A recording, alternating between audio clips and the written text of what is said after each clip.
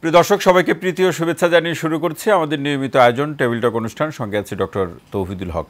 দর্শক, জাতিসংঘের সাধারণ অধিবেশনের সফর শেষ করে অন্তর্বর্তীকালীন সরকারের সম্মানিত প্রধান উপদেষ্টা ডক্টর মোহাম্মদ ইউনূস তিনি দেশে ফিরেছেন এবং সেখানে জাতিসংঘের প্রধান সহ বিভিন্ন রাষ্ট্রপ্রধানের সাথে যে বৈঠক এবং সাইডলাইনে বিভিন্ন আন্তর্জাতিক সংস্থার প্রধানের সাথে যে আলাপ আলোচনা সংস্কারের প্রশ্নে তাদের সহযোগিতা কিংবা সেই সহযোগিতার সূত্র ধরে যে আর্থিক যে সহযোগিতার প্রশ্ন সেটি আগামী দিনের সংস্কারের প্রশ্নে আমাদেরকে কয়েক ধাপ এগিয়ে রাখবে সেটি বলছেন বিশেষজ্ঞরা।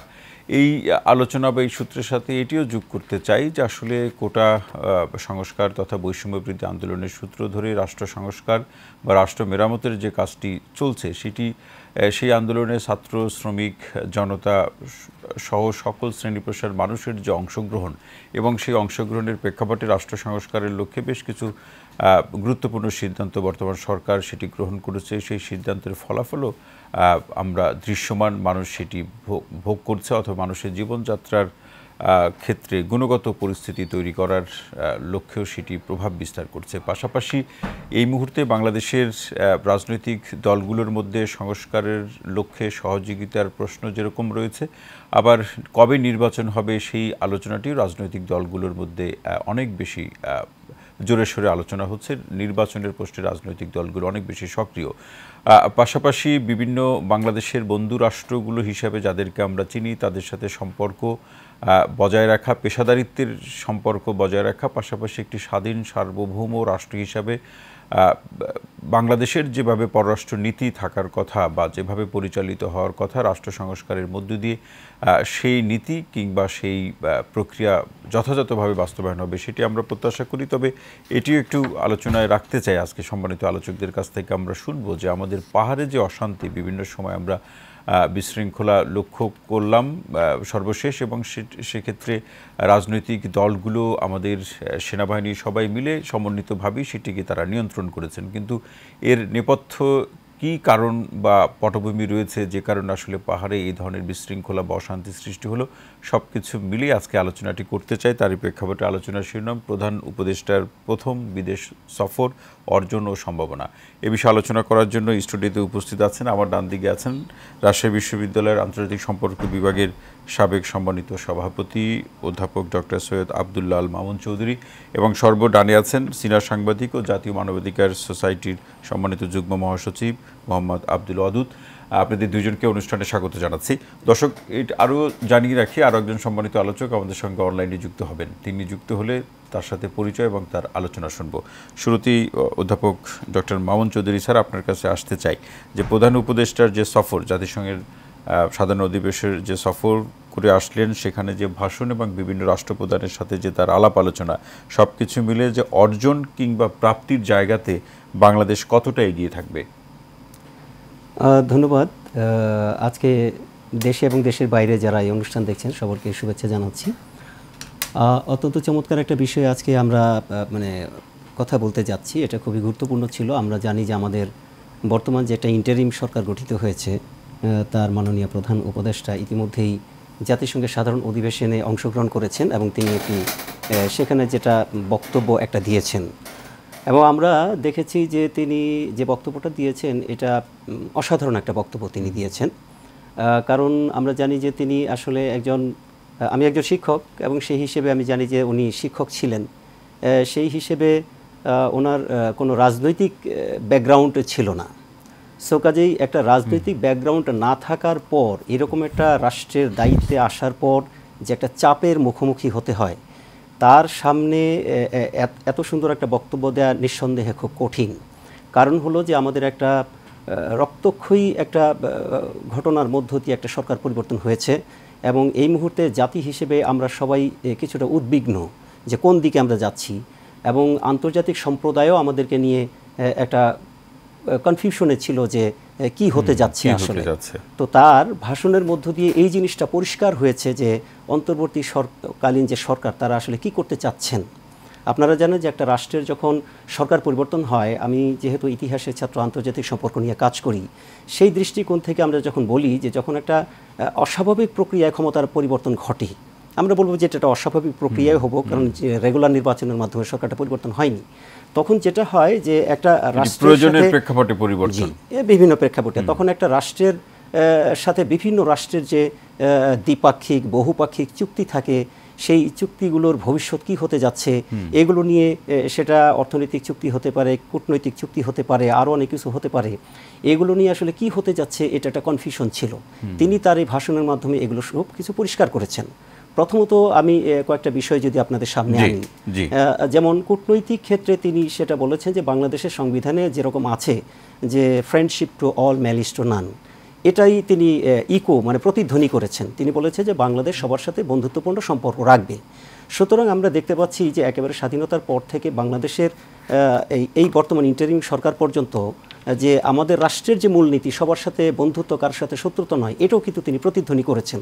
কাজে এর মাধ্যমে তিনি কিন্তু মানে বিশ্বের কাছে পরিষ্কার করেছেন যে বাংলাদেশের পররাষ্ট্রনীতি কি হতে যাচ্ছে, এবং তিনি স্পষ্ট বলেছেন যে বাংলাদেশের সাথে যে সমস্ত রাষ্ট্রের দ্বিপাক্ষিক, বহুপাক্ষিক এবং আন্তর্জাতিক যত চুক্তি রয়েছে সেগুলো বাংলাদেশ প্রতিপালন করতে বদ্ধপরিকর। আমার মনে হয় এর মাধ্যমে তিনি আমাদের যে পার্শ্ববর্তী যে প্রতিবেশী রাষ্ট্রগুলো তাদের বাংলাদেশ নিয়ে যে ভয়ভীতি সৃষ্টি হয়েছে, এই ভয়ভীতির তিনি নিরসন করেছেন এর মাধ্যমে। ডক্টর মোহাম্মদ ইউনূসের ভাষণের পরে সেই জায়গা থেকে তারা নতুন করে ভাববেন বাংলাদেশ প্রসঙ্গে। কাজেই বাংলাদেশ নিয়ে যে একটা ভীতি বা একটা কনফিউশন তৈরি হয়েছে, আমার মনে হয় সেই ভয়টা দূর হলো তার বক্তব্যের মধ্যে দিয়ে। আরেকটা গুরুত্বপূর্ণ বিষয় তিনি যেটা বলেছেন যে স্পষ্ট উল্লেখ করেছেন যে 1971 সনে বাংলাদেশ যে স্বাধীন হয়েছিল, সেই স্বাধীনতার স্পিরিট ছিল বহুত্ববাদ, সেই স্বাধীনতার স্পিরিট ছিল ধর্মনিরপেক্ষতা, সেই স্বাধীনতার স্পিরিট ছিল তিনি যেমন বলেছেন উদারনীতি, এবং তিনি বলেছেন যে এই ইন্টারিম সরকার সেই মূল্যবোধগুলোকে মনে রাখবে এবং সমুন্নত রাখবে। সুতরাং আমরা মনে করি যে অবস্থানটা পরিষ্কার হয়েছে। আমি মনে করি যে এই যে পরিষ্কার করতে পারা জাতির মানে এটাই অনেক বড় অর্জন, এটা একটা বড় অর্জন, এবং এই অর্জনের হাত ধরে আরেকটা কথা আমি এখানে উল্লেখ করতে চাই যে প্রফেসর ইউনূস হচ্ছেন একজন গ্লোবাল সিটিজেন, আন্তর্জাতিক ব্যক্তিত্ব, এবং তার সেই ব্যক্তিত্বের কারণে আমার মনে হয় যে বাংলাদেশের সামনে এখন যে সবচেয়ে বড় চ্যালেঞ্জ, একটা চ্যালেঞ্জ হচ্ছে অর্থনৈতিক যেটা বড়, আর কূটনৈতিক যেটা সেটা তো তিনি পরিষ্কার করলেন, অর্থনৈতিক, এবং এখন আরেকটা হলো যে আইন শৃঙ্খলা পরিস্থিতি, এবং সবাই মিলে চেষ্টা করলে নিশ্চয়ই যে ঘাটতিগুলো আছে সেটা আমরা পূরণ করতে পারব। যেটি ডক্টর মোহাম্মদ ইউনূস বিভিন্ন সময় বলছেন যে রাষ্ট্র সংস্কারে শুধু যারা তার নেতৃত্বে সরকার কাজ করছে এটাই যথেষ্ট নয়, প্রত্যেকে যার যার জায়গা থেকে দায়িত্ব পালন করবে। সে আহ্বানটি তিনি বিভিন্ন সময়ে তার বক্তব্যের মাধ্যমে তিনি রেখেছেন। অধ্যাপক ডক্টর আব্দুল্লাহ আল মামুন চৌধুরী স্যার, অসংখ্য ধন্যবাদ। আরও আলোচনা শুনবো। মোহাম্মদ আব্দুল ওয়াদুদ ভাই, আপনার কাছে আসতে চাই যে আসলে সেই 18 সালের যে আন্দোলন, তার প্রেক্ষাপটে মামলা বা আইনি প্রক্রিয়া এবং তার একটা চূড়ান্ত যে পরিণতি বা প্রক্রিয়া আমরা 2024 সালে দেখলাম, এবং এই সূত্র ধরে বৈষম্যবিরোধী আন্দোলনের এই সূত্র ধরে যে রাষ্ট্র সংস্কারের প্রশ্নে যে সরকার যে উদ্যোগগুলো গ্রহণ করলো, যেটি শিক্ষার্থীদের বিভিন্ন সময় দাবি ছিল, দেশবাসীর দাবি ছিল, সেই জায়গাতে পরিবর্তন কতটুকু দেখছেন? ধন্যবাদ আমাকে সুযোগ দেওয়ার জন্য। দেশে বিদেশে, কাছে এবং দূরে বসে যারা এই টক শো দেখছেন সবাইকে শুভেচ্ছা জানাচ্ছি। আমরা চিন্তা করেছিলাম যে আমরা যারা বিসিএসে বঞ্চিত হয়েছি, মেধাবী হওয়ার পরেও 56% কোটার কারণে বঞ্চিত, আমরা মিলে একটি রিট করেছিলাম সাধারণ সেন্সে। এটার অ্যাচিভমেন্ট যে এত বড় হবে এটা আমরা হয়তো তখন ভাবিনি, কিন্তু কোর্টের বারান্দায় আমাদের অনেক সময় লেগেছে। এই যে বারবারই রিট খারিজ হয়, আমরা আবার এপিল করি, এই যে যাওয়া আসা। আর পাশাপাশি আমার মনে পড়ে যে আমি ব্যক্তিগতভাবে আমার মনের ভিতরের যে যন্ত্রণা, যে আগুন, এটাকে জ্বালানোর জন্য শতাধিক রিপোর্ট করেছি পত্রিকায়। কোটা সংস্কারের প্রয়োজনীয়তা, কোটা সংস্কার কেন দরকার, এই বিষয়গুলো নিয়ে। তো পরবর্তী সময়ে দেখেছি যেন ঢাকা বিশ্ববিদ্যালয়ে একটা পরিবর্তন এসেছে, অরাজনৈতিক একজন ব্যক্তি ভিপি হয়েছেন, এটাও একটা বড় অ্যাচিভমেন্ট, সেখানেও আমাদের কন্ট্রিবিউশন ছিল। তারপরে এখন যে 36 জুলাইয়ের যে বিপ্লব, যে গণ অভ্যুত্থান, আমাদের ছাত্ররা এবং ছাত্রীরা তারা যেমন দেয়াল রাঙিয়েছে, আমরা পত্রিকার পাতা রাঙিয়েছি। আমি ইনকিলাবে কাজ করি, ইনকিলাবের পাতাগুলো ওই সময়ে কেমন হয়েছে ওই সিনারি দেখলে আপনারা বুঝতে পারবেন। আমি ব্যক্তিগতভাবে অসুস্থ হয়ে পড়েছি কাজের কোনো লিমিটেশন, টাইম টেবল বা আমরা হাত পা একসাথে করা বা সময় দিন রাত এগুলো মিলিয়ে ফেলেছি একসাথে। তো পরে একটা অ্যাচিভমেন্ট, যেহেতু বড় একটা অ্যাচিভমেন্ট এসেছে, এখন সংস্কার চলছে, সম্ভবত 5-6টা সংস্কার কমিশন গঠিত হয়েছে। 6টি? হ্যাঁ 6টি, আরও কিছু হবে। তো সরকারের সংস্কারের যে স্পিরিট অথবা আন্দোলনের সময় যেভাবে সবাই যেভাবে বাংলাদেশের প্রতিচ্ছবি যেভাবে দেখতে চেয়েছে, সেই স্পিরিটটা আমরা একই রকম আছে কিনা, নাকি সেই জায়গাতে কোনো বিভাজন? না না, বিভাজন না। এখানে যেহেতু আমরা আমাদের সকালে যদি নাস্তার কথা বলা হয়, আমরা যেহেতু জন্মগতভাবে সংকর, আমাদের দেশের মানুষের চেহারার মিল নেই, মতের মিল নেই, সেহেতু একটু বিভাজন বা একটু মতের ভিন্নতা থাকবে। কিন্তু গতিটা আরও একটু মানে আরও একটু গতিশীল হওয়া দরকার। কারণ এই সরকারকে মানুষ কত বছর দেখবে? এই সরকারকে যদি আবার যে শেখ হাসিনাকে নামানোর মতন আরেকটা সিমটম দেখা যায় আমাদের সামনে, আমাদের ভালো লাগবে না। কিন্তু আমরা চাইব যে যত কম সময়ের মধ্যে যতটা গুণগত পরিবর্তন এনে সংস্কার করে একটা ভালো নির্বাচনের মধ্য দিয়ে, মানুষ কিন্তু এই 15-16 বছর ভোট দিতে পারে নাই, তাদের মনের ভিতরে যে যন্ত্রণা, এই যন্ত্রণাটা নিরসনের ক্ষেত্রে বেশি অগ্রাধিকার দেওয়া উচিত। এই জায়গাতে আরেকটি বিষয় মোহাম্মদ আব্দুল ওয়াদুদ, সেটি হচ্ছে যে আন্তর্জাতিক বিভিন্ন শক্তিধর রাষ্ট্রগুলো, আন্তর্জাতিক আর্থিক প্রতিষ্ঠানগুলো, উন্নয়ন প্রতিষ্ঠানগুলোর যে অঙ্গীকার আর্থিক সহযোগিতার প্রশ্নে কিংবা এগিয়ে যাওয়ার ক্ষেত্রে কারিগরি সহযোগিতার প্রশ্নে, সেটি তো ডক্টর মোহাম্মদ ইউনূসের হাত ধরে তাকে দেখে রাষ্ট্রগুলো বা তার সাথে যাদের ভালো সম্পর্ক তারা সেই অঙ্গীকার ব্যক্ত করেছে। আমরা কতটা নিতে পারবো? আমরা কতটা নিতে পারবো এটা ডিপেন্ড করে হলো আমাদের কূটনৈতিক পারদর্শিতা, দক্ষতার উপর। আমরা ডিপ্লোম্যাটিক্যালি প্রত্যেকটা মিশনে বা প্রত্যেকটা দেশে আমাদের যারা কাজ করছেন তাদের দক্ষতা, যোগ্যতার উপর কিন্তু এটা নির্ভর করবে। তো আপনি যেটা বলেছেন আমার খুবই ভালো লেগেছে। ডক্টর মোহাম্মদ ইউনূস শুধু একাই বক্তব্য দেননি, তার পরিপ্রেক্ষিতে মার্কিন যুক্তরাষ্ট্রের প্রেসিডেন্ট এবং পররাষ্ট্রমন্ত্রীও অনেক চমৎকার কথা বলেছেন। তারা বলেছেন আমরা বাংলাদেশের সাথে সম্পর্কটা আরও গভীর করতে চাই। তারা বলেছেন যে আপনাদের যেটা প্রয়োজন, যেমন অর্থ পাচার রোধ করার জন্য, টাকা ফিরিয়ে আনার জন্য তারা সহযোগিতা করবেন, যতটা দরকার রোহিঙ্গাদের ক্ষেত্রে সহযোগিতা করবেন। একদম স্পেসিফিক কিছু ক্ষেত্র উল্লেখ করে সহযোগিতার হাত বাড়ানোর কথা বলেছেন। চাইনিজ পররাষ্ট্রমন্ত্রীও সেখানে ছিলেন, সেখানে মিটিং হয়েছে অনেক রাষ্ট্রপ্রধান এবং সরকার প্রধান, পাশাপাশি বিভিন্ন আন্তর্জাতিক সংস্থার সাথে। তো আমরা আশাবাদী যে বাংলাদেশ সরকার ভালো কিছু করতে পারবে। অসংখ্য ধন্যবাদ মোহাম্মদ আব্দুল ওয়াদুদ। আরও আলোচনা শুনবো। দর্শক, আমাদের সঙ্গে অনলাইনে যুক্ত আছেন বীর মুক্তিযোদ্ধা আবু সাঈদ খান, তিনি সিনিয়র সাংবাদিক, গণমাধ্যম ব্যক্তিত্ব। আবু সাঈদ খান ভাই, আপনাকে অনুষ্ঠানে স্বাগত জানাচ্ছি। ধন্যবাদ।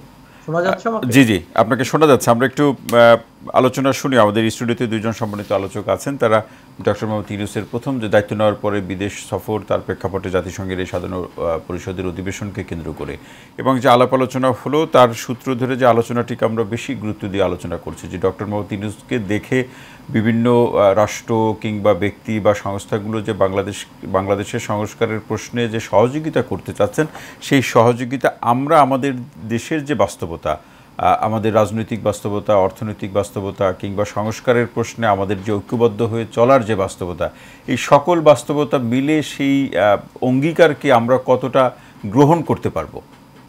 অভ্যুত্থানের মধ্য দিয়ে ডক্টর মোহাম্মদ ইউনূসের নেতৃত্বে যে সরকার গঠিত হয়েছে, সেই সরকার গঠনের মধ্য দিয়ে অনেকগুলো সমস্যার মুখোমুখি হয়েছে।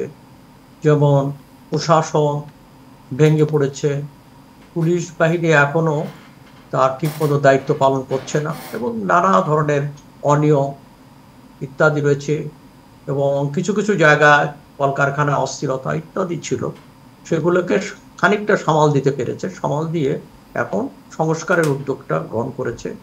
তো এর জন্য তো একটা যৌক্তিক সময় দরকার, এবং এই যৌক্তিক সময় সংস্কারটা এই সরকারকে করতে হবে এবং রাজনৈতিক দলের সঙ্গে আলাপ আলোচনার ভিত্তিতেই সমাধানটা হবে।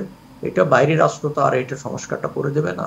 তবে হ্যাঁ, জাতিসংঘ কিংবা পশ্চিমা দেশগুলো, যুক্তরাষ্ট্র সহ পশ্চিমা দেশগুলো সেখানে কারিগরি সহায়তা দিতে পারে, অন্য অন্য ধরনের সহায়তা দিতে পারে, এবং তাদের অভিজ্ঞতা রয়েছে, সেই অভিজ্ঞতাও আমরা বিনিময় করতে পারি। তবে আমার কাছে যেটা মনে হচ্ছে যে এর জন্য তাড়াহুড়া করার কোনো ব্যাপার নেই, একটা যৌক্তিক সময় দরকার, এবং রাজনৈতিক দলগুলো বিএনপি সহ সব রাজনৈতিক দলগুলো যৌক্তিক সময় দেওয়ার কথা বলেছে। তো নিশ্চয়ই সেই উদ্যোগটা হয়েছে। যেভাবে এগোচ্ছে আমার কাছে তো সাধারণত কিছু কিছু জায়গা তো সরকার কিছু হোঁচট খাচ্ছে, কিছু নিজেরা নিজেদেরকে সামাল দেওয়ার চেষ্টা করছে, তারপরে তো সঠিক পথেই এগোচ্ছে বলে আমি মনে করি। এবং আরেকটি বিষয় যে আবু সাইদ খান ভাই, সেটি হচ্ছে যে নির্বাচনের প্রশ্ন আপনি বলছিলেন যে একটা যৌক্তিক সময়, যেটি বলা হচ্ছে যে একটা রিজনেবল সময় তারা দিতে চায়, যৌক্তিক সময় দিতে চায়, কিন্তু প্রশ্ন হলো যে যৌক্তিক সময় দিতে গিয়ে বা রিজনেবল সময় দিতে গিয়ে রাজনৈতিক দলগুলো রিজনেবল থাকতে পারবে কিনা শেষ পর্যন্ত, এটি কিন্তু এখন একটা বড় প্রশ্ন হয়ে দাঁড়িয়েছে। আমি তো না থাকার কোনো কারণ দেখছি না, কেননা রাজনৈতিক দলগুলো তো বলছে যে যৌক্তিক সময় তারা দিবে। আর একটা হচ্ছে যে সংস্কারের ব্যাপারে তো কয়েকটা কমিটি, বোধহয় 5টি বা 6টি কমিটি গঠিত হয়েছে এবং তাদেরকে 3 মাস সময় দেওয়া হয়েছে, এবং তারা হয়তো 1 তারিখ থেকে তাদের কার্যক্রম শুরু করবে। তো এই কমিটিগুলো তাদের তো এক ধরনের সুপারিশ মালা হাজির করবেন, সেটা নিয়ে রাজনৈতিক দল নাগরিক সমাজের সঙ্গে মত বিনিময় হবে, এবং মত বিনিময়ের মধ্য দিয়ে কিছু যৌক্তিক সিদ্ধান্তে তারা উপনীত হতে পারবে। তবে এইটা তো নিঃসন্দেহে তো তাড়াহুড়া করার কোনো ব্যাপার নাই, এটা একটা প্রক্রিয়া শুরু হয়েছে। তো আমরা দেখি প্রক্রিয়াটা কিভাবে অগ্রসর হয়, এবং এই ব্যাপারে রাজনৈতিক দল নাগরিক সমাজ সবারই সহযোগিতার হাত বাড়াতে হবে। কেননা এই মুষ্টিমেয় অর্থাৎ যে উপদেষ্টা পরিষদের একার পক্ষে তো আর এই দায়িত্ব পালন করা সম্ভব নয়। অতএব জনগণের পক্ষ থেকে তারা যে দায়িত্ব তাদের পর বর্তেছে, সে দায়িত্ব তারা কিভাবে পালন করবে, সেটা যে উদ্যোগটা গ্রহণ করেছে সেই উদ্যোগগুলোকে আমি এই মুহূর্তে তারা সঠিকভাবে এগোচ্ছে বলে আমি মনে করি। আমি খুব বড় ধরনের কিংবা খুব হতাশ হওয়ার মতো কিছু দেখি না। অনেকেই হতাশার সুর ব্যক্ত করেন, কিন্তু আমি সেটা দেখছি। জি, সংস্কার বা ভালো কিছুর প্রয়োজনে তো ধৈর্য ধরার যে প্রসঙ্গ কিংবা একসাথে থাকার যে প্রয়োজনীয়তা, সেটি তো আমাদেরকে সেইভাবেই তো চলতে হবে। অসংখ্য ধন্যবাদ আবু সাইদ খান ভাই। আরও আলোচনা শুনবাম একটু অধ্যাপক ডক্টর আব্দুল্লাহ আল মামুন চৌধুরী স্যার। এই প্রসঙ্গে একটু আসতে চাই, নির্বাচনের প্রসঙ্গে। নির্বাচন নিয়ে আমরা রাজনৈতিক দলগুলোর কথা বলি, তারা যৌক্তিক সময়ও দিতে চান, এটাও যেমন তারা বলছেন, আবার যত দ্রুত নির্বাচন হবে ততই দেশের জন্য মঙ্গল, সেই কথাও তারা বলছেন। আবার আমরা দেখছি যে কোনো রাজনৈতিক দল আকার ইঙ্গিতে অন্য আরেকটি দলের প্রশংসা করার পাশাপাশি সমালোচনাও করছেন। দিন শেষে এই ধরনের পরিস্থিতি আমাদের কোথায় গিয়ে মিলিত করবে, কোন অবস্থায় গিয়ে দাঁড় করাবে, এই প্রশ্নটি প্রধান উপদেষ্টা, সম্মানিত প্রধান উপদেষ্টার যে প্রথম বিদেশ সফর এবং তার সূত্র ধরে কি অর্জন, কি সম্ভাবনাগুলো আছে, এবং আমাদের এগিয়ে থাকার প্রশ্নে এই অর্জনগুলো বা এই আলাপ আলোচনাগুলো প্রধান উপদেষ্টার সাথে বিভিন্ন রাষ্ট্রপ্রধান বা সংস্থাগুলো, সেই থেকে সম্ভাবনা আমরা কতটুকু ঘরে তুলে নিতে পারবো, সেই সূত্র ধরে আলোচনা অধ্যাপক ডক্টর আব্দুল্লাহ আল মামুন চৌধুরী স্যার যে প্রশ্নটি রেখে যাওয়া, যে সংস্কারের জন্য রাজনৈতিক দলগুলো সময় দিতে চাচ্ছে, আবার এটাও বলছে যত দ্রুত নির্বাচন ততই দেশের মঙ্গল। সব কিছু মিলে আসলে নির্বাচনের প্রশ্নে রাজনৈতিক দলগুলো কোথায় অবস্থান করছে? এই প্রশ্নের জবাবটা দেওয়ার জন্য আমি বাংলাদেশের একটু নিকট ইতিহাসের পেছনের দিকে যদি একটু তাকাই। জি, আপনারা দেখেছেন যে 1971 সনে একটা রক্তক্ষয়ী সংঘর্ষের মাধ্যমে বাংলাদেশ রাষ্ট্রটি প্রতিষ্ঠিত হয়েছিল। এরপর বঙ্গবন্ধু যখন বাংলাদেশে আসলেন মুক্ত হয়ে, তিনি কিন্তু বললেন যে আমি 3 বছর তোমাদের কিছু দিতে পারবো না। অর্থাৎ একটা বিধ্বস্ত রাষ্ট্রকে নির্মাণ করার জন্য তিনি কিন্তু 3 বছর সময় চেয়েছিলেন। এরপর আমরা যদি দেখি 90-এর গণঅভ্যুত্থানের পরে যে সরকার আসলো, তার একটা তত্ত্বাবধায়ক সরকার ছিল, তাদের একটা কাঠামো ছিল, তারা কোনো কিছুর জন্য সময় চায়নি। এর পরবর্তীতে আপনারা যদি দেখেন তাদের মূল টার্গেট ছিল নির্বাচন। জি, ওটা এজেন্ডা ছিল, শুধু এজেন্ডাই ছিল নির্বাচন। জি, কিন্তু 2006 সনের পরে আমরা দেখলাম একটা তত্ত্বাবধায়ক সরকারের মতো একটা অন্তরীণ আসলো, সেনা সমর্থিত। তারা কিন্তু প্রায় 2 বছর সময় নিয়ে নানান ধরনের পরীক্ষা নিরীক্ষা তারা করেছেন, সেখানেও কিন্তু তারা অন্তত 2 বছর সময় নিয়েছেন। আবার এই মুহূর্তে আপনি দেখেন যে আমরা দেখেছি যে ইতিমধ্যেই আমাদের সেনাপ্রধান বলেছেন যে নির্বাচন বা প্রস্তুতির জন্য কমপক্ষে 18 মাস সময়ের একটা প্রয়োজনীয়তা আছে। এই বাস্তবতায় আমরা একটা জিনিস দেখি যে আমাদের যে বাঙালি জাতি, বাংলাদেশি বাঙালি আমরা, আমাদের কিন্তু একটা চারিত্রিক বৈশিষ্ট্য আছে যে আমাদের ধৈর্য খুবই কম। এটা কিন্তু আমলে নিতে হবে। আপনি দেখবেন যে আমাদের যত সময় যাবে তত আপনি দেখবেন যে সামনে যারা আছে তাদের দোষ ত্রুটিগুলো সামনে আসবে। মানে আমরা কি খুব চটজলদি অনেক কিছু পেতে চাই, খুব তাড়াতাড়ি অনেক কিছু পেতে চাই, খুব তাড়াতাড়ি আমরা জাতি হিসেবে আমরা মনে করি যে খুব তাড়াতাড়ি এবং তৈরি কিছু, মানে আমরা মনে করি যে যারা ক্ষমতায় আসলো তারা সব কিছু মনে হয় ওই মান্না এবং সালোয়ার মতো বেহেস থেকে যে খাবারগুলো একসময় আমরা পড়েছি, এরকম তারা রেডিমেড কিছু এনে আমাদের দিবে। কিন্তু আসলে বাস্তবতা তা নয়। এখন রাষ্ট্রের মধ্যে নানান ধরনের দেশীয় আন্তর্জাতিক নানান ধরনের আমি বলবো যে গেম আছে, কনস্পিরেসি আছে এবং প্রত্যেকের পলিটিক্যাল অ্যাম্বিশন আছে। এর মধ্য থেকে যে সরকারটা এখন প্রতিষ্ঠিত হয়েছে তারা কিন্তু রাজনৈতিকভাবে কোনো অভিজ্ঞ সরকার নয়, তারা বিভিন্ন ফিল্ডের এক্সপার্ট। তারা বলছেও কাজে এটা তারা স্বীকারও করেছেন এবং তারা বলেছেন যে আমরা ক্ষমতায় আসতে চাই নাই, আমাদেরকে আনা হয়েছে। সুতরাং তারা বিভিন্ন ফিল্ডের এক্সপার্ট হিসেবে কাজ করেছেন। কিন্তু এইখানে তাদের একটা দুর্বলতা হলো যে তাদের জনমানুষের সাথে সরাসরি সম্পৃক্ততা নেই। কিন্তু এখানে আরেকটা জিনিস হলো এই সরকারকে যারা এনেছে তারা কিন্তু শুধু ছাত্র নয়, অন্যান্য বিভিন্ন রাজনৈতিক দলও কিন্তু এই সরকারকে আনার জন্য সংগ্রাম করেছে এবং তারা সমর্থনও দিয়েছে। আবার নির্বাচনের প্রশ্নে যে আলাদা আলাদা বক্তব্য দিয়েছে, তাহলে এটা আসলে কিসের ইঙ্গিত? কাজে এখানে একটা জটিল পরিস্থিতি এখন সৃষ্টি হয়েছে যে এইটাকে একটা ডায়ালগের মাধ্যমে সমন্বয় করতে হবে। মানে বর্তমান যে সরকার তাদেরকে যদি দীর্ঘদিন তাদের যে এজেন্ডা তারা বলেছেন যে সংস্কারগুলো করে রাষ্ট্রটাকে একটা ট্র্যাকে এনে তারপর আমরা একটা নতুনভাবে যাত্রা শুরু করার জন্য নির্বাচন দিব, এবং এইটার জন্য তারা বলেছেন যে তারা কতদিন ক্ষমতায় থাকবেন, তারা বলেছেন জনগণ যতদিন চায়। এখন এই জনগণ যতদিন চায় এটা আমরা কিভাবে নির্ধারণ করব? এটা কি আমরা একটা গণভোটের মাধ্যমে নির্ধারণ করব নাকি কিভাবে নির্ধারণ করব? কোনো সিস্টেমটা কিন্তু আমরা কনস্টিটিউশনালি দেখছি। এই জায়গায় একটা ঝুঁকি আছে। এজন্য এই পরিস্থিতি উত্তরণের জন্য আমার মনে হয় যে যতগুলো রাজনৈতিক সংগঠন আছে তাদের সাথে ঘন ঘন ডায়লগ করতে হবে, যাতে করে তারাও অধৈর্য না হয়ে যান এবং সরকারও যে কতটুকু এগোতে পারলেন সেটার জন্য একটা জবাব না। এক্ষেত্রে অধ্যাপক ডক্টর আব্দুল আল মামুন চৌধুরী স্যার, সেটি হচ্ছে যে রাজনৈতিক দলগুলোর কারো যে বক্তব্য সেটি বিচার বিশ্লেষণ করলে যেমনটি দাঁড়ায় যে রাজনৈতিক দলগুলো বা আরও যারা অংশীজন আছে, স্টেক হোল্ডার আছে, তাদের সাথে সরকারের একটা নির্দিষ্ট সময় পরপর সংলাপ আলাপ আলোচনা সেটিতে হবেই, কিন্তু কতদিন পরে নির্বাচনটা হবে এটি একেবারে নির্দিষ্ট করে সরকারের কাছ থেকে তারা জানতে চান। এখন এই নির্দিষ্ট করে জানতে চাওয়াতে সংস্কারের ক্ষেত্রে কোনো ধরনের বিরূপ অথবা প্রতিবন্ধকতার সৃষ্টি হওয়ার কি কোনো সুযোগ আছে? এটা তো একটা ঝুঁকি আছে, কারণ আপনি দেখেন যে বাংলাদেশ যে রাষ্ট্রটা, এটা সবচেয়ে বড় একটা জিনিস হলো অল্প জায়গার মধ্যে বিপুল জনসংখ্যা, এবং আমাদের সবচেয়ে বড় সমস্যা যেটা হলো ব্যাপক বেকারত্ব। একটা সমাজের মধ্যে লক্ষ লক্ষ মানুষ বেকার, এই বেকার মানুষের তো কাজ নেই, তারা বসে থেকে কি করবে? তারা নানান ধরনের মানে গ্রুপের দ্বারা প্রভাবিত হয়।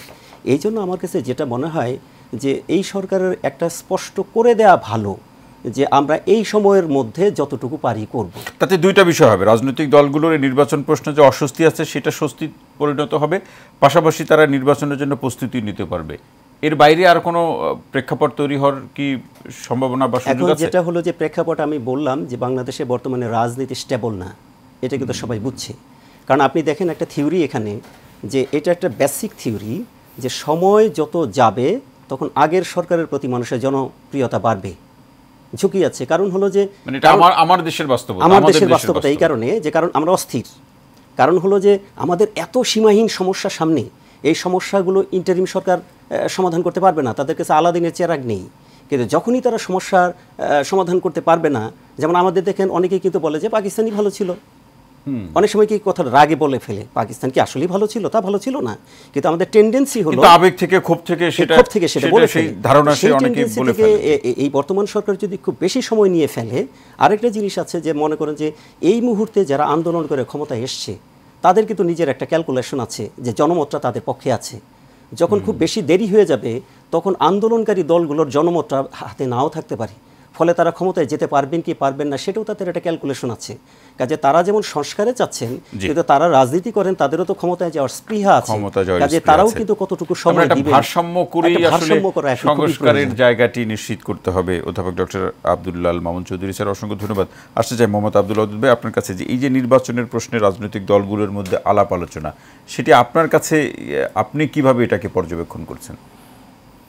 আমার কাছে মনে হচ্ছে যে প্রতিটি বিপ্লবের পরে, আমি প্রথমে বলে নিচ্ছি, আমাদের এই গণ অভ্যুত্থানে যারা নিহত হয়েছেন, যারা শহীদ হয়েছেন, আমরা 1581 জনের তালিকা ঘোষিত হয়েছে। আরও বাড়তে পারে, বা কারো বিরুদ্ধে আপত্তি থাকলে সেটা কমতেও পারে। জি, তো তাদের আত্মার মাগফিরাত কামনা করি এবং যারা আহত তাদের দ্রুত সুস্থতা কামনা করি।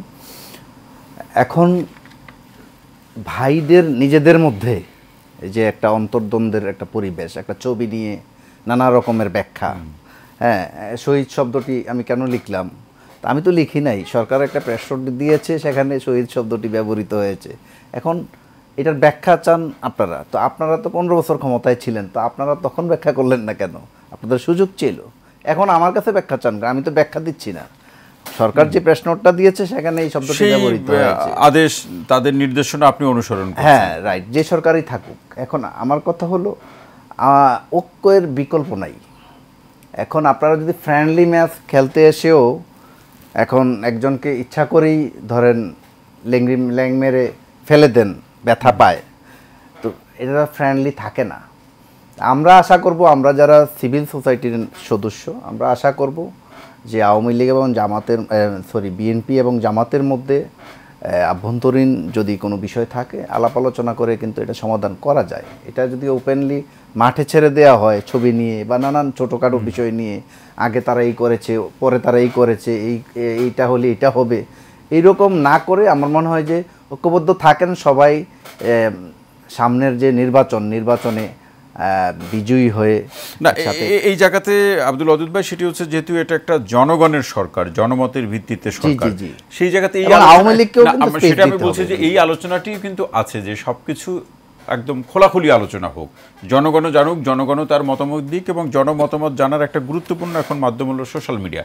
সেখানে তো চোখ রাখলে আমরা বুঝতেই পারি যে আসলে মানুষ কি ভাবছে, তারা সেই ভাবনার প্রেক্ষাপটে তার নানা ধরনের মতামত বা প্রতিক্রিয়া তারা ব্যক্ত করছে।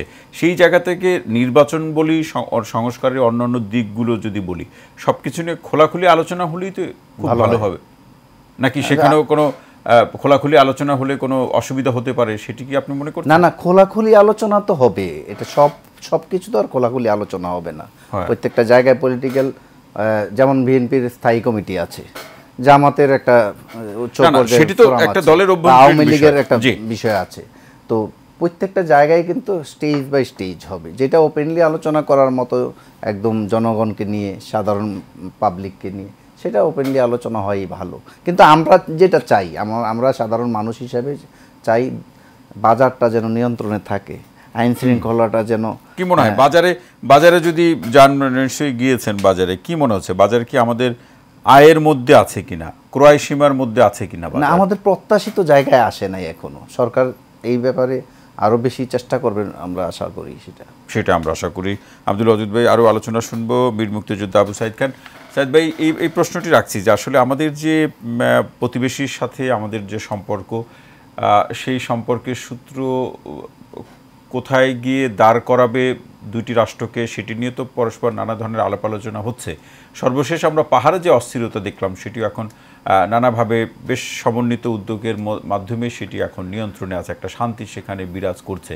কিন্তু কূটনৈতিকভাবে এগিয়ে যাওয়ার প্রসঙ্গে যে কূটনৈতিক সক্ষমতা বা দক্ষতা বা যোগাযোগের যে প্রসঙ্গ, সেই জায়গাতে ডক্টর মোহাম্মদ ইউনূস দায়িত্ব বা অথবা তার নেতৃত্বে বর্তমান যে সরকার কাজ করছে, সেখানে কোনো যে পরিবর্তনগুলো প্রত্যাশা করেন একজন সিনিয়র সাংবাদিক হিসাবে, বীর মুক্তিযোদ্ধা হিসাবে, সেই পরিবর্তনগুলো কতটুকু দেখছেন বা কী ধরনের পরিবর্তন দেখছেন?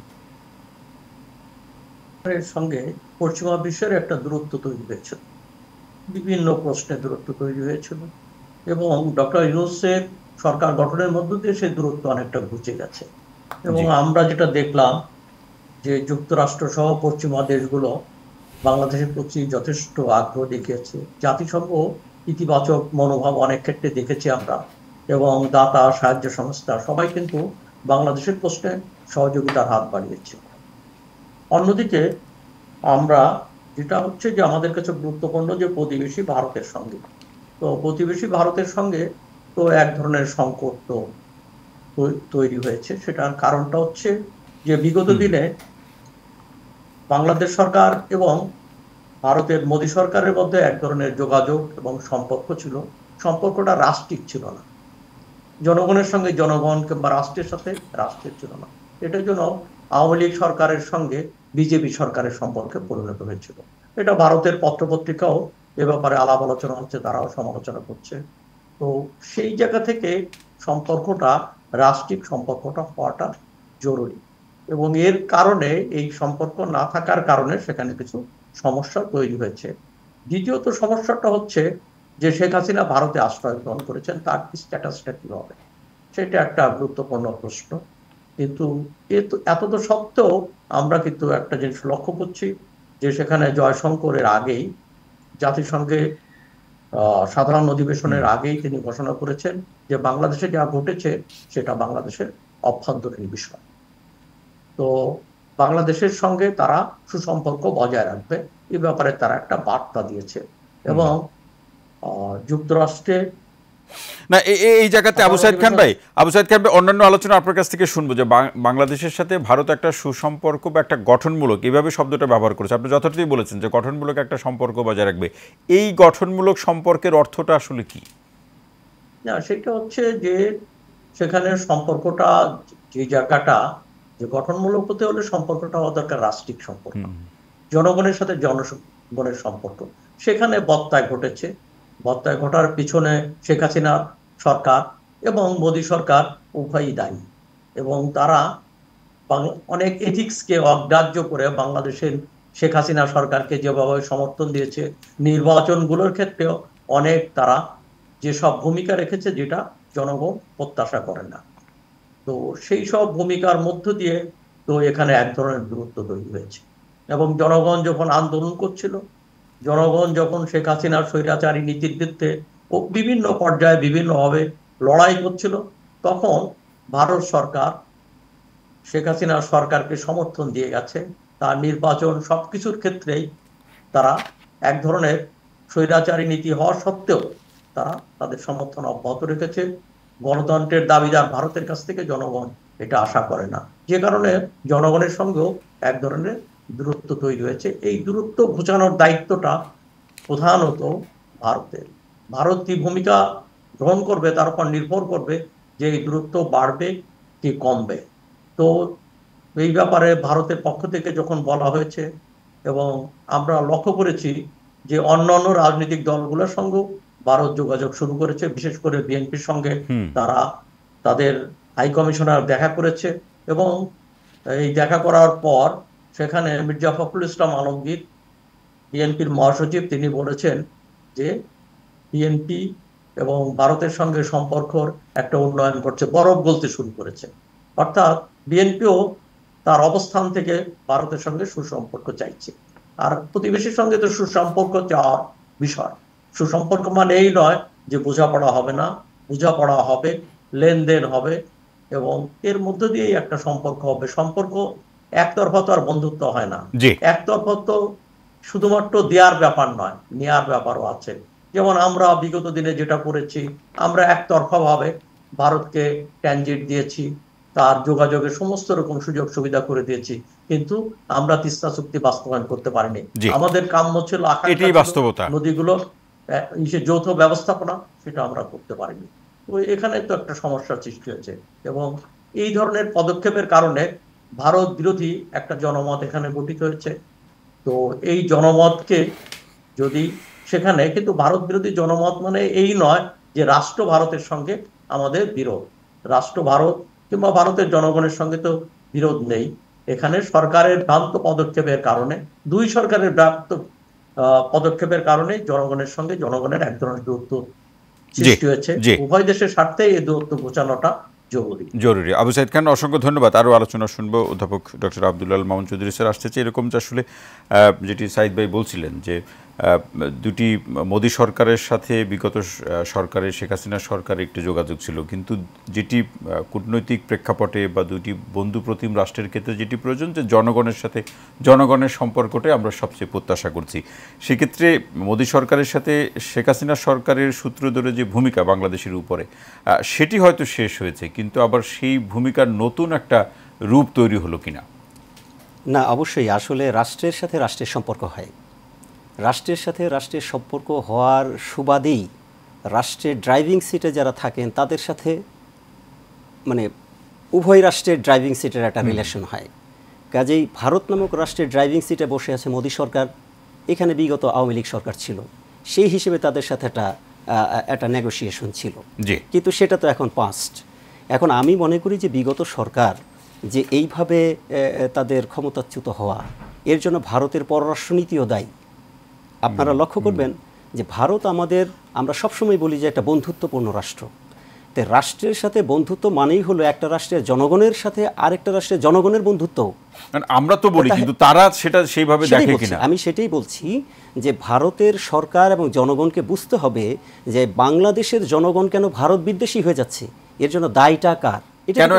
কেন বিএনপির মতো একটা দলকে, যদি তারা সোশ্যাল মিডিয়াতে বলছে বা আমরা যদি এভাবে বলি তাদের নাম উল্লেখ না করে, যে একটা বিএনপি দলকে, একটা রাজনৈতিক দলকে দেশের কেন ভারতীয় পণ্য বর্জনের কর্মসূচি বা ডাক দিতে হবে, এই বাস্তবতা কেন তৈরি হবে? এই বাস্তবতা কেন তৈরি হবে সেই কথাটাই আমি বলছি।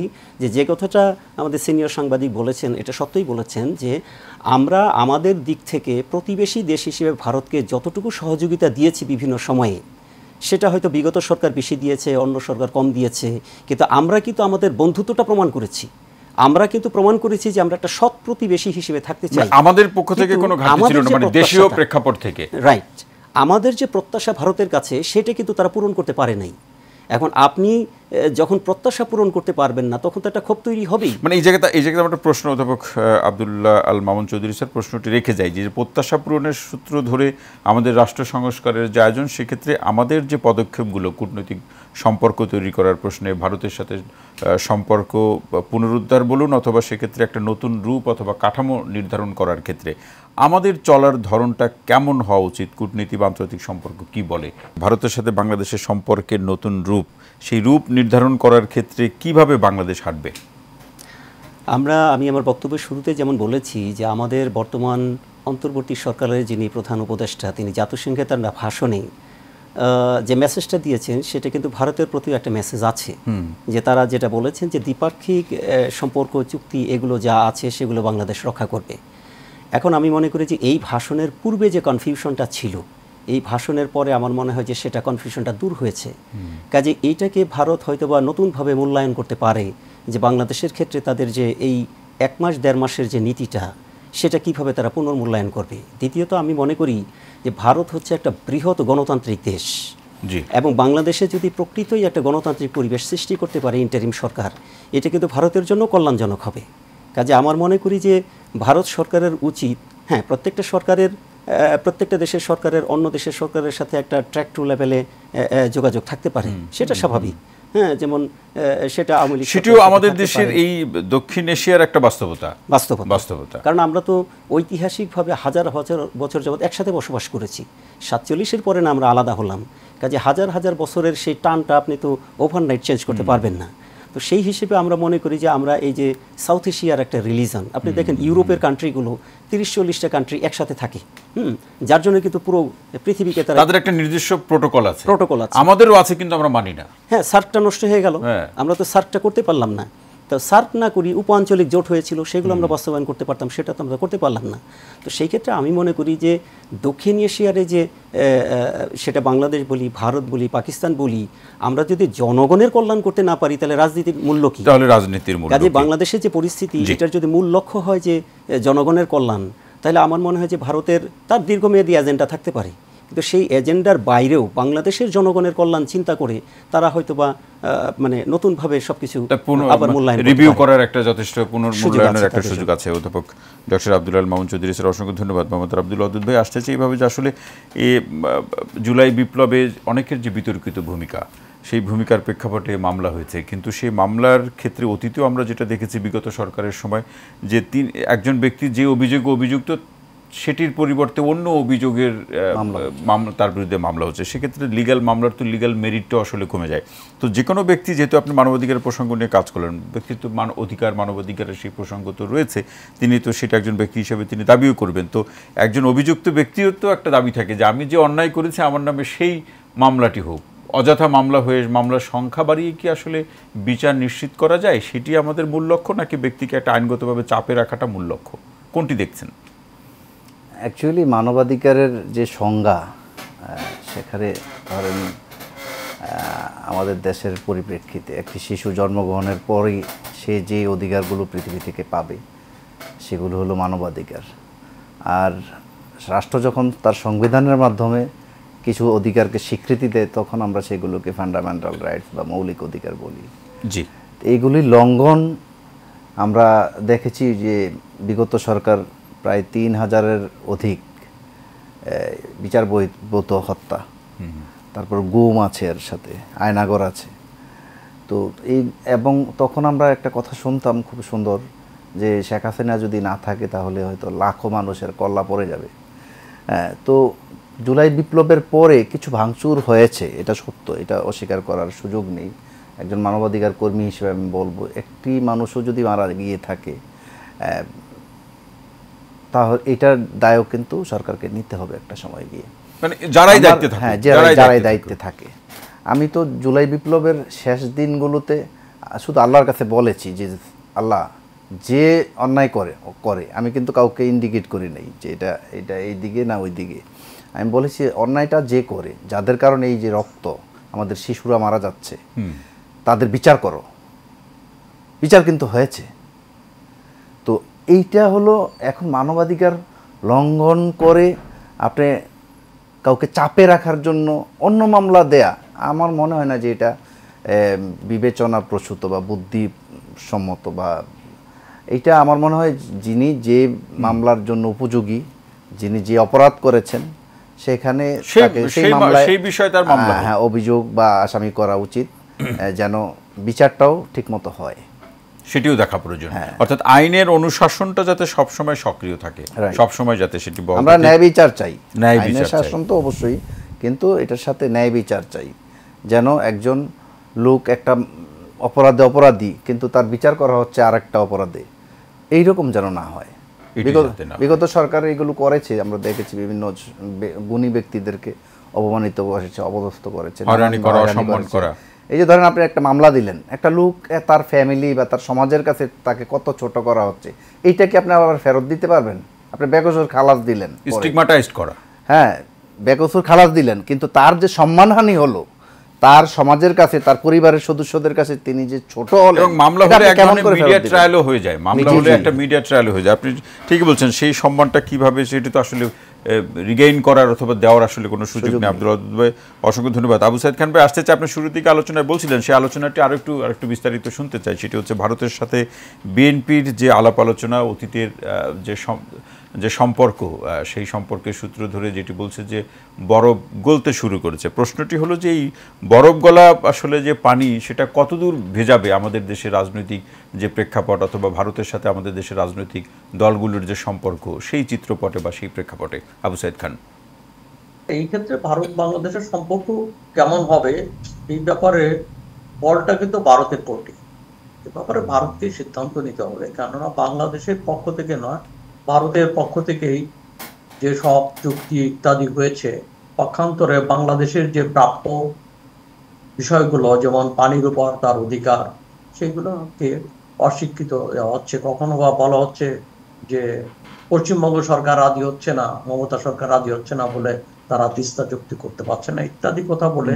কিন্তু আমরা তো জানি যে চুক্তিটা তো ভারতের কেন্দ্রীয় সরকারের সঙ্গে করতে হবে, কিন্তু কেন্দ্রীয় সরকারের দায়িত্ব হচ্ছে তার রাজ্য সরকারগুলোকে কনভিন্স করা, কিংবা তাদের সঙ্গে কোনো মত পার্থক্য থাকলে সেটা দূর করার। এটার দায়িত্ব তো বাংলাদেশ সরকারের নয়।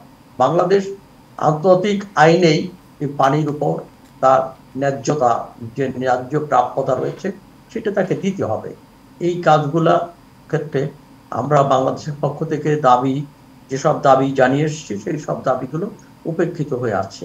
এইগুলো একটা বিষয়। কিন্তু এখানে আবু সাইদ খান ভাই, আর একটি বিষয়, যে কোনো আমাদের দেশে আমরা দেখেছি যে কোনো রাজনৈতিক দল সরকারে যাওয়ার পরে বিরোধী অবস্থানে থাকার পরে যেভাবে ভারতের সাথে বা কূটনৈতিক সম্পর্কগুলোকে যেভাবে ব্যাখ্যা বিশ্লেষণ করে, যে তারা ক্ষমতা আসলে যেভাবে বিষয়গুলো দেখবে, সেই জায়গাতে তো আমরা বিগত 15 বছর একটা ভিন্ন নীতি দেখেছি, যে বিশেষ করে বিএনপি সহ বিরোধী রাজনৈতিক দলগুলো তারা যেটা বলেছে এই নীতিকে, যে একটা নতজানু নীতি। এখন যে অবস্থানে রাজনৈতিক দলগুলো আছে এবং তারা যেভাবে ভারতের সাথে সম্পর্কের বিষয়টি দেখছে, ক্ষমতায় যাওয়ার পরে আবার সেই আগের মতোই একটা পরিস্থিতি ঘটবে কিনা, যেটি নিয়ে কিন্তু অনেকেই কথা বলছেন। বিগত দিনের সরকারগুলো এই 15 বছরের আগে, এমনকি এর আগে আওয়ামী লীগ সরকার এতটা নতজানু ছিল না। আওয়ামী লীগ যখন 91 থেকে 96 যে সরকার ছিল তখন কিন্তু এতটা নতজানু ছিল না। অন্যান্য সরকার, সেটা স্বাধীনতার পর থেকে সব সরকারই কিন্তু একটা বোঝাপড়া করার ব্যাপার ছিল, এবং আমরা এই 15 বছরই নতজানু দেখেছি, এবং 15 বছরই বাংলাদেশের রাজনীতিতে ভারতের এক ধরনের উলঙ্গ হস্তক্ষেপ দেখেছি। এর আগে কিন্তু আমরা এই ব্যাপারটা এইভাবে দেখিনি। হ্যাঁ, বিরোধী দেশ হিসাবে বাংলাদেশ অনেকটা চাপে ছিল, অনেক ক্ষেত্রে তার বোঝাপড়া করার ক্ষেত্রে কিংবা কূটনৈতিক দক্ষতার ক্ষেত্রে ঘাটতি ছিল, সেসব ছিল।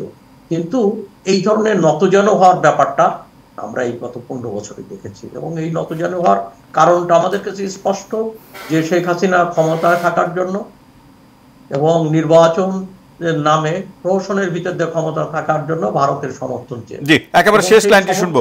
আবু সাইদ খান ভাই, শেষ লাইন কি বলবেন? আমরা শেষের দিকে, শেষ লাইনটি কি বলবেন? সমর্থনের বিনিময়ে ক্ষমতায় থাকতে চেয়েছে, দেশের স্বার্থ দেখেনি। এখানে ছিল ভ্রান্ত নীতি। এই নীতি থেকে পরবর্তী সরকার বেরিয়ে আসবে বলে আমি মনে করি। জি, অসংখ্য ধন্যবাদ আবু সাইদ খান, অসংখ্য ধন্যবাদ। একবার শেষ মন্তব্যটা শুনবো তবে ডক্টর আব্দুল্লাহ আল মামুন চৌধুরী স্যার, যেখানে আবু সাইদ খান ভাই শেষ করলেন যে ক্ষমতার প্রশ্নে, মূলত ক্ষমতার প্রশ্নে নতজানু নীতি কতটা এখান থেকে উত্তরণ ঘটাতে পারবে আমাদের রাজনৈতিক দলগুলো? এটা নিশ্চিত করার জন্য আমাদের যে কাজটি করতে হবে, আমাদের রাজনৈতিক দলগুলোকে ক্ষমতায় যাওয়ার পর তার এক্সিট রুটটা ঠিক করতে হবে। আমাদের বাংলাদেশের স্বাধীনতার পর থেকে যতগুলো সরকার ক্ষমতায় এসছে, তারা ইন করেছে কিন্তু আউট হওয়ার স্পেসটা রাখে নাই।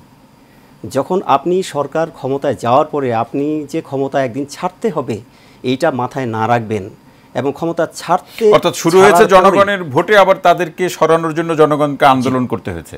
হ্যাঁ, সেটা আমি বলছি যে একটা সরকার যখন ক্ষমতায় যাবে, সেটা তাকে মাথায় রাখতে হবে যে আমি যদি ক্ষমতাচ্যুত হই যে কোনোভাবেই, তাহলে এই বাংলাদেশের জনগণের সঙ্গেই যেন থাকতে পারি, তার জন্য আমার অবস্থানটা যেন থাকে, সেই বন্দোবস্ত করেই চলা উচিত। এই বন্দোবস্তটা যতদিন পর্যন্ত আমাদের নিশ্চিত না হবে, ততদিন পর্যন্ত আমরা ওই অনিশ্চয়তা থেকেই যাবে, এটা হবে সেটা হবে, এটা চলতেই থাকবে। অসংখ্য ধন্যবাদ। শেষ মন্তব্যে কি বলবেন? শেষ মন্তব্য হলো, আমি আশার আলো দেখছি।